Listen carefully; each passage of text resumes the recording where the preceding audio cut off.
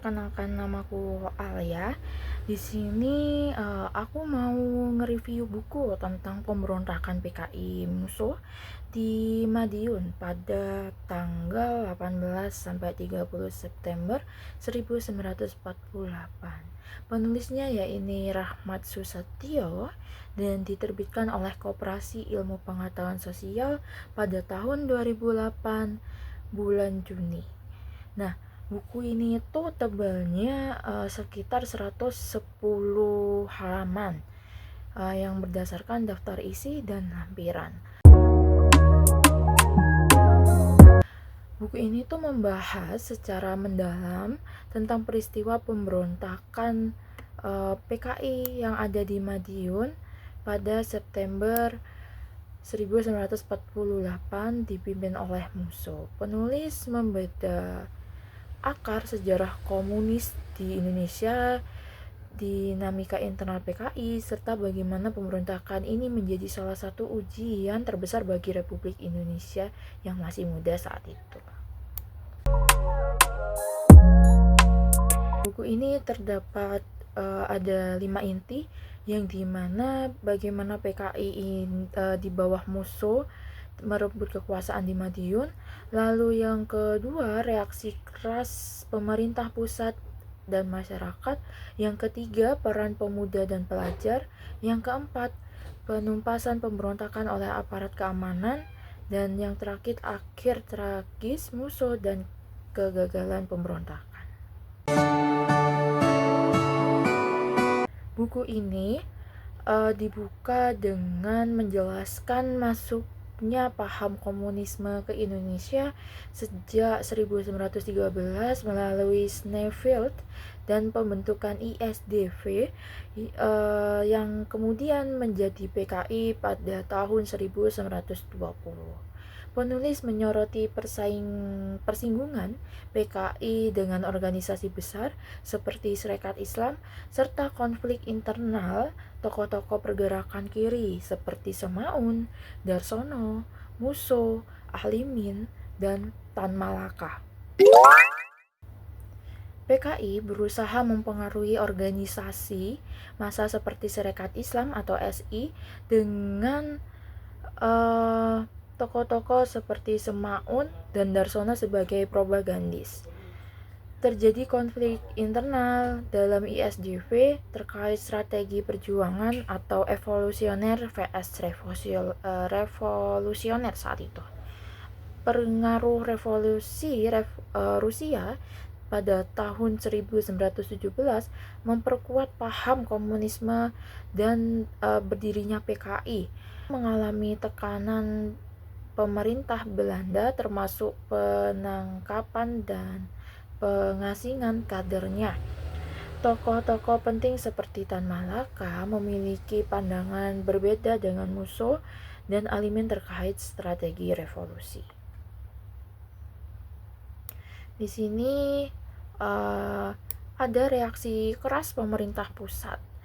Pemerintah pusat di bawah Presiden Soekarno dan wakilnya Wakil Presiden Muhammad Hatta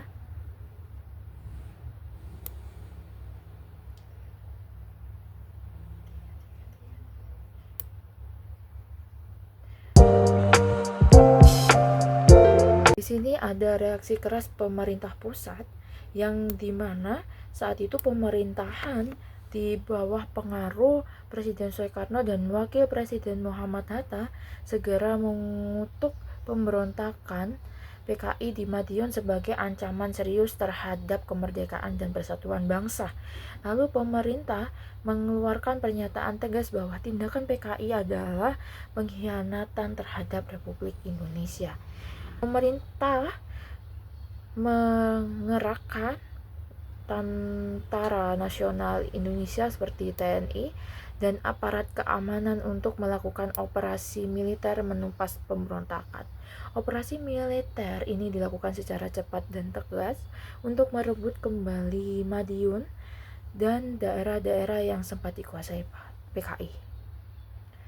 Lalu ada tokoh-tokoh PKI yang terlibat aktif dalam pemberontakan ditangkap dan diadili beberapa diadili seperti itu. Beberapa di antaranya dieksekusi. Musuh pemimpin utama pemberontakan tewas dalam pengejaran oleh aparat pemerintah.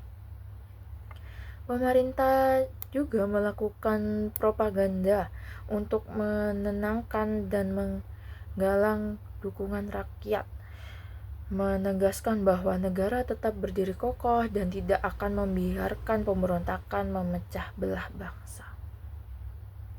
Lalu ada reaksi masyarakat yang sebagian besar rakyat, khususnya buruh dan tani, diklaim PKI sebagai basis dukungan.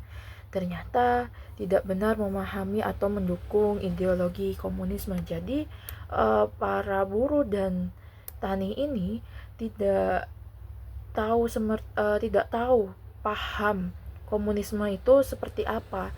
Banyak rakyat yang justru menjauhi atau menolak ajakan PKI untuk ikut serta dalam pemberontakan. Lalu ada kelompok pemuda dan pelajar di berbagai daerah aktif menentang gerakan PKI, baik melalui aksi massa maupun membantu aparat keamanan.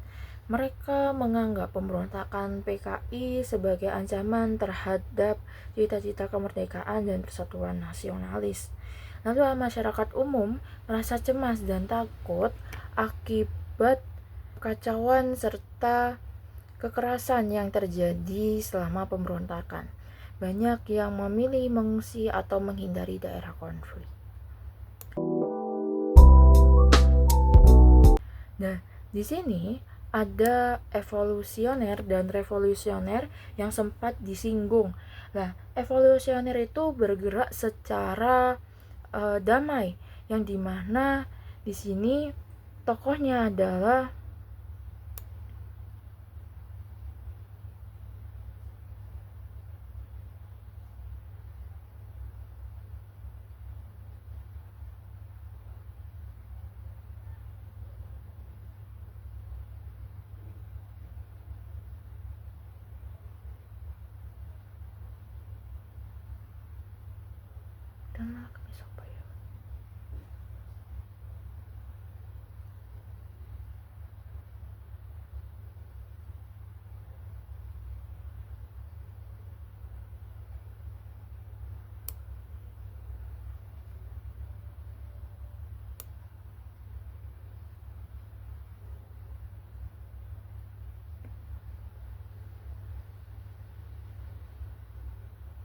Nah, di sini sempat disinggung tentang evolusioner dan revolusioner, yang dimana evolusioner itu bergerak secara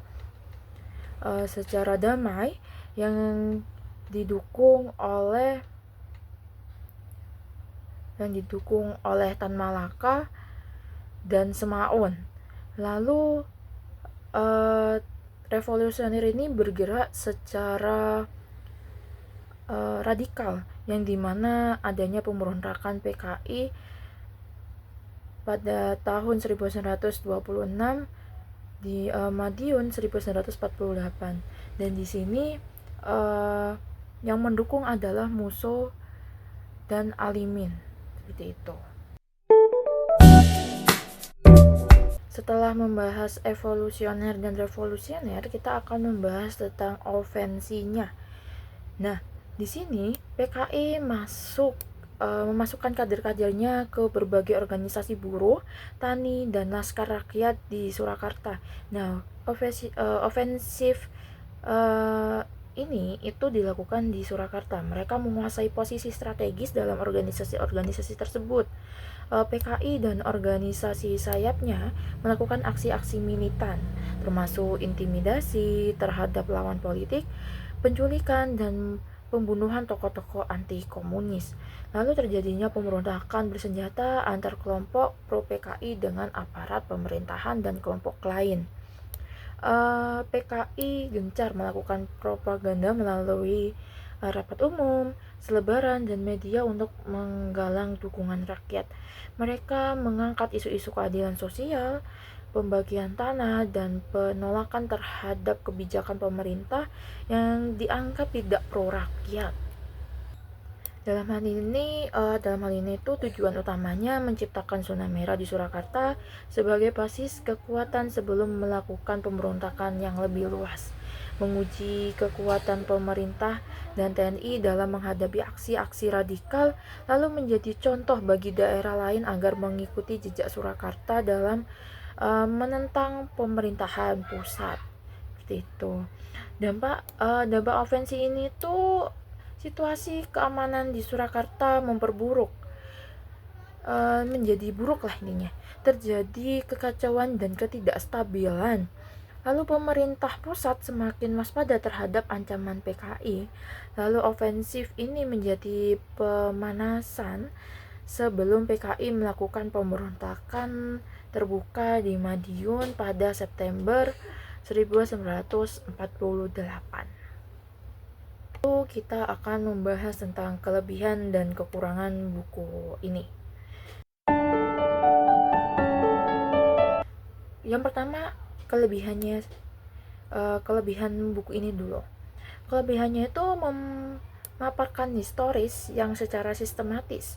Nah, buku ini tuh menyajikan kronologi peristiwa dengan rujukan sumber-sumber sejarah yang jelas sehingga mudah diikuti pembaca. Lalu analisis konteks politik. Penulis ini tuh tidak hanya menceritakan peristiwa, tetapi juga menganalisis konteks politik baik nasional maupun internasional yang melatar belakangi pemberontakan. Lalu kritik terhadap PKI, buku ini tuh menyoroti kelemahan strategi PKI dan kekurangan dukungan massa, serta menekan pentingnya kepentingan nasional di atas kepentingan golongan. Masuk ke dalam kekurangan buku. Nah, dalam kekurangan ini ada sudut pandang cenderung satu arah. Buku ini lebih banyak menyorot sisi negatif PKI dan kurang memberikan ruang pada narasi sudut pandang PKI sendiri.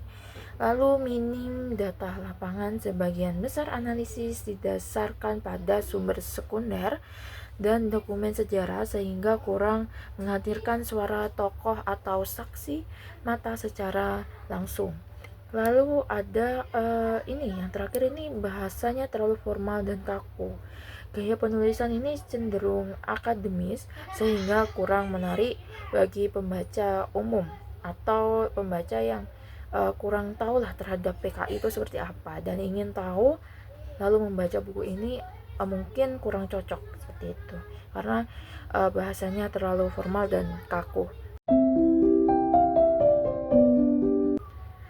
Kesimpulan dari buku ini tuh, kesimpulan dan nilainya, buku ini tuh sangat bermanfaat bagi pelajar dan mahasiswa dan siapa saja yang ingin memahami sejarah politik Indonesia, khususnya peristiwa Madiun pada tahun 1948. Penulis berhasil menyusun narasi yang runtut dan argumentatif tentang mengapa pemberontakan PKI itu gagal dan apa dampaknya bagi perjalanan bangsa. Namun pembaca perlu melengkapi wawasan dan sumber lain agar mendapat gambaran yang lebih seimbang. Kita tuh nggak boleh tertuju pada satu pandangan saja karena hal ini itu permasalahan Partai Komunis Indonesia dan masalah-masalah politik yang lain itu sangat kompleks masalahnya. Jadi tidak hanya dalam satu ruang lingkup atau dari satu sumber saja, tetapi kita itu harus yang namanya membaca sumber-sumber lain yang berkaitan. Seperti itu. Mungkin sekian review atau resensi yang aku udah paparkan tadi. Mungkin kalian mau berdiskusi atau berkomentar, silahkan komentar di kolom komentar. Mungkin ada diskusi-diskusi pendek kalian semua. Dan terima kasih sudah menonton video kali ini. Dan sampai jumpa di video selanjutnya, mungkin ada video lagi. Terima kasih.